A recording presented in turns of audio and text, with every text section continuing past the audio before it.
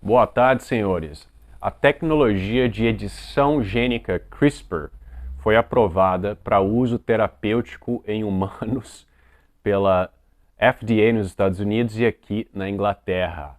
Então, nesse vídeo eu queria discutir, primeiro, o que é a tal da CRISPR, o que exatamente eles estão fazendo com essa tecnologia em humanos, e se der tempo, brevemente discutir os aspectos bioéticos disso daí. Seria imoral esse tipo de terapia?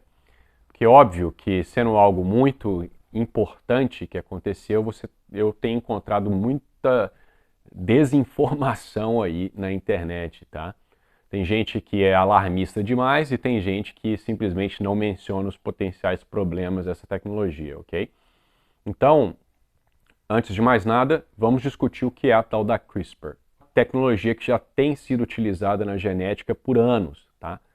Então é uma tecnologia em que você se utiliza para alterar um fragmento de DNA. Isso é utilizado para várias coisas. Você pode, por exemplo, fazer ensaios de knockout. Você quer saber a participação de um gene em um certo fenótipo, então você tenta desligar o gene, mutando aquele gene e deixando a proteína não funcional, por exemplo. Então você pode usar a CRISPR, que nada mais é que um complexo enzimático ali com um RNA guia, para fazer essa alteração. Você pode alterar a transcrição gênica, ou você pode até gerar, por exemplo, organismos geneticamente modificados. Você pode cortar um pedaço de DNA de um gene de uma espécie e tentar colocar isso em outra. Isso aí foi utilizado, por exemplo, para gerar lavouras que são resistentes a algum tipo de peste, entendeu? Então, o que é a tal da CRISPR? Você tem aqui, basicamente, uma enzima, tá? E dentro dessa enzima você tem um RNA que está enrolado lá e tem tipo como se fosse uma cauda saindo para fora, que é o que a gente chama de RNA guia, tá? Esse RNA guia ele vai ter uma sequência complementar ali no DNA alvo, que ele vai se ligar àquele DNA e a enzima, então, por ter sido guiada pelo RNA, ela vai cortar o DNA naquela região que foi alinhada, ok? Esse complexo enzimático ele existe naturalmente em bactérias e as bactérias usam esse corte basicamente para gerar um tipo de resposta imune adquirida. Tá? Quando o vírus invade uma célula de bactéria, ela usa o CRISPR para cortar o DNA, não aleatoriamente, existem regiões do DNA viral que ela geralmente ataca, mas enfim, ela vai cortar um pedaço do vírus e vai incorporar esse vírus no seu próprio DNA de forma a facilitar, numa reinfecção, a resposta contra aquele vírus. Tá? Isso simplificando um processo muito mais complexo, ok? Então, basicamente, você vai ter esse complexo aqui, que vai ter a proteína lá, a sequência viral, e caso ela encontre um vírus aí que ela já conhece, ela vai cortar aquele vírus e desativar o vírus, entendeu? Então, os cientistas, obviamente, viram isso daí, viram o potencial desse mecanismo natural e se utilizaram, então, para fazer as edições gênicas. Como? Alterando a sequência de RNA, correto? Se você quer remover um gene tal de uma espécie tal, sabendo a sequência de nucleotídeos do DNA correspondente àquele DNA, você pode fazer a fita correspondente de RNA para que a CRISPR se ligue exatamente naquela região e corte o pedaço. Tá? Então é basicamente isso, ok? Então o que eu tinha imaginado e o que a vasta maioria das pessoas imaginaram quando se falou de edição gênica para se curar, por exemplo, a anemia falciforme. A anemia falciforme, para quem não sabe, é uma doença que afeta as hemácias, ok? Ela, não sei exatamente qual gene específico, mas é uma ou mais mutações que causam uma hemoglobina que tem uma conformação errada.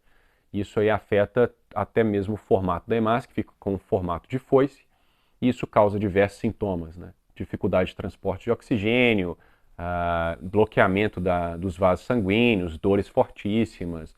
Então é uma doença seríssima. Se o indivíduo tem uma mutação nas duas cópias do gene, ele tem uma vida subótima, acho que até chega a morrer muito cedo. Se ele tiver só uma cópia, ele também tem uma vida subótima, que precisa aí de constante atendimento médico. Então a ideia que eu tinha imaginado que seria a tal da CRISPR para esse tipo de doença seria basicamente tentar corrigir a mutação diretamente. E eu achei que isso acabaria sendo feito no embrião, né? Ou na célula espermática e no óvulo, né? Para que a pessoa corrija aí a mutação já no bebê. E isso aí seria problemático demais. Mas não é isso que eles estão fazendo, tá? Porque, veja, tentar fazer isso com um adulto é muito sem noção, né? Como que você vai injetar o complexo CRISPR no corpo de alguém e esperar que ele vai aí modificar todas as hemácias do sujeito sem causar nenhum problema? E até porque essas hemácias elas são produzidas, né, continuamente, são renovadas. E aí, depois que acabassem as hemácias modificadas, fazer o quê, né?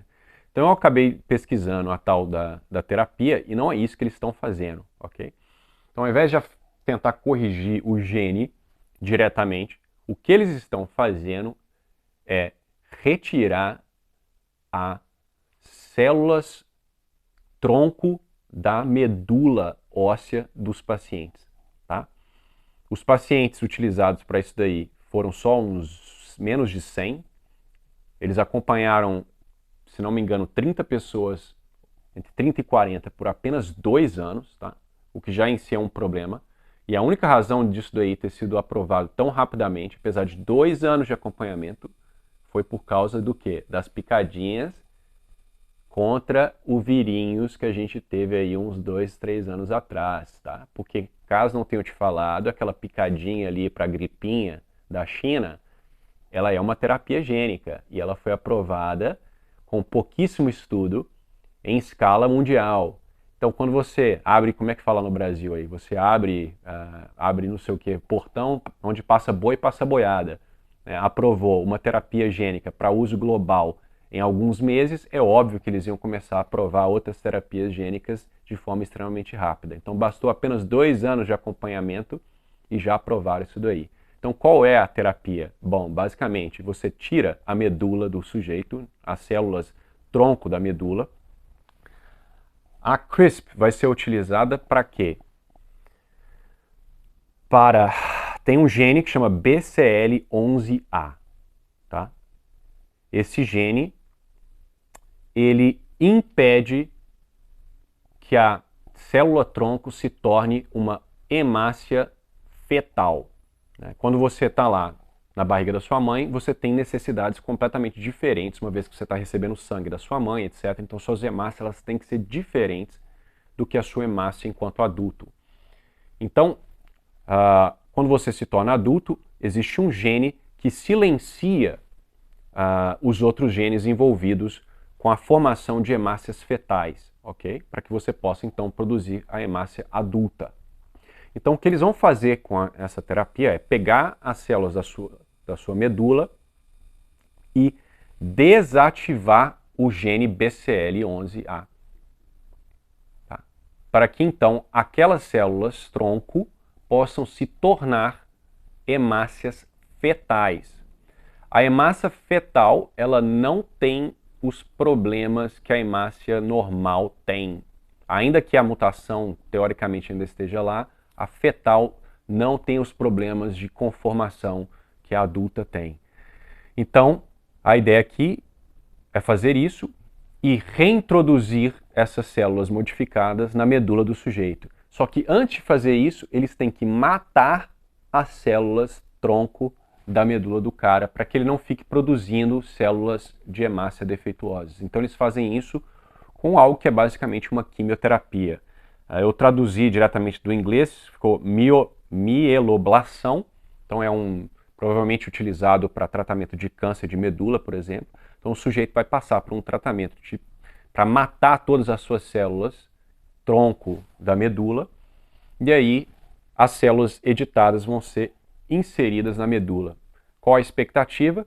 Que o sujeito passe a produzir células hemácias fetais que vão ter um funcionamento melhor do que as falciformes. Tá?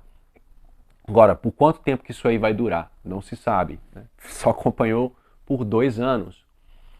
Disseram que 90 e tantos por cento das pessoas sentiram melhor, não tiveram que, por exemplo, o pessoal da beta-talassemia não precisou de transfusão sanguínea durante um ano, o pessoal da anemia falciforme não teve crises de dor, que tem um nome específico que não me lembro agora, durante esse ano. Enfim, eles disseram que nesse pequeno acompanhamento não houve muitos... não houve efeito colateral, basicamente, só enjoo, coisas pequenas, ok? Mas são 2 anos apenas. Quais são os potenciais riscos de você fazer algo desse tipo? Bom, lembrando, né, a CRISPR, a tecnologia, né, na verdade a enzima ela chama Cas9, tá?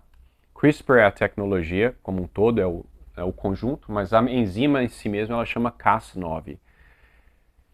Como eu disse, ela é guiada para fazer o corte a partir do RNA. Só que agora você tem que lembrar o seguinte, no DNA humano tem mais de 3,6 bilhões de nucleotídeos.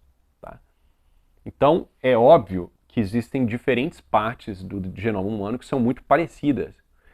Então, ainda que esse RNA ele seja artificialmente engineered, eu não sei como fala essa palavra em português, para encontrar exatamente um pedaço específico de DNA, ele pode acabar se ligando a uma outra região que tem uma sequência similar. E aí essa enzima ela vai cortar no lugar errado. Tá? E se você corta no lugar errado, você pode afetar genes que não tem nada a ver com o gene-alvo. E aí você está inserindo no sujeito células defeituosas, que nós não sabemos que tipo de problema que ela pode causar. Ou outro problema é que, né, quando você insere essas células, você acaba inserindo também o complexo CRISPR, né, com a Cas9, né, e ela pode então acabar editando o genoma do sujeito em outros locais, porque ela está lá flutuando ali na medula do cara. Tá? Então você tem esse problema aí de especificidade, é um problema potencial. Tá? O outro problema é, claro, o que eu acabei de falar, você testou essa porcaria por 2 anos. Quais serão os sintomas, quais os potenciais problemas que podem ocorrer daqui 10 anos? Ninguém sabe, mas já foi aprovado, ok? Outro problema é que você está fazendo o cara passar por uma quimioterapia e a destruição da célula-tronco da medula, eu olhei alguns estudos e parece ser algo irreversível. Então, assim, isso aí é por alto o que está sendo feito, ok? Agora, isso aí é imoral? Bom, como é uma tecnologia sendo utilizada para um adulto que consentiu e para tratar uma doença relativamente grave, se essa é a única opção que o sujeito tem, ele quer arriscar, eu não vejo como isso poderia ser considerado imoral. O problema é que, como eu disse, onde passa boi, passa boiada. Você aprovou um negócio desse, daqui a alguns anos eles vão estar querendo editar, por exemplo, bebês. Eu não duvido absolutamente nada. Você começa com algo que a população vai aceitar, ou ao menos vai reclamar só um pouco, e aí você vai aos poucos aumentando o grau de intervenção para coisas cada vez mais polêmicas. Né? Então é óbvio que se você está editando um bebê que nunca consentiu, e isso aí é uma tecnologia que tem os riscos, como eu disse, a Cas9 ela pode cortar no lugar errado, você pode acabar, por exemplo, matando um embrião facilmente. Então tem problemas aí associados bioéticos seríssimos. Né? E começou a editar bebê, você vai começar a ter pessoas querendo editar o bebê por coisas que nada tem a ver com doença. Ah, eu quero editar para o meu filho ter olho azul e pele de tal cor. Ou eu quero meu filho tenha gene de alga que brilha no escuro. Eu quero meu filho brilhando com luz verde quando apagar a luz, ou quando joga luz negra nele. Vai ter gente maluca no mundo que vai querer umas coisas dessas. Então, ainda que eu ache que para esse tipo de tratamento, se o sujeito está disposto a arriscar, é problema dele, eu temo pelo que virá a seguir. Né? Então, veremos. Então eu espero que isso tenha ficado claro. Me perdoem por ter no início chamado isso aqui de o complexo de CRISPR. CRISPR é mais a tecnologia, né? A enzima chama Cas9 e como eu disse, ela ocorre naturalmente em bactérias, tá? Então é isso. Espero que os senhores tenham uma excelente semana Fiquem com Deus e até a próxima.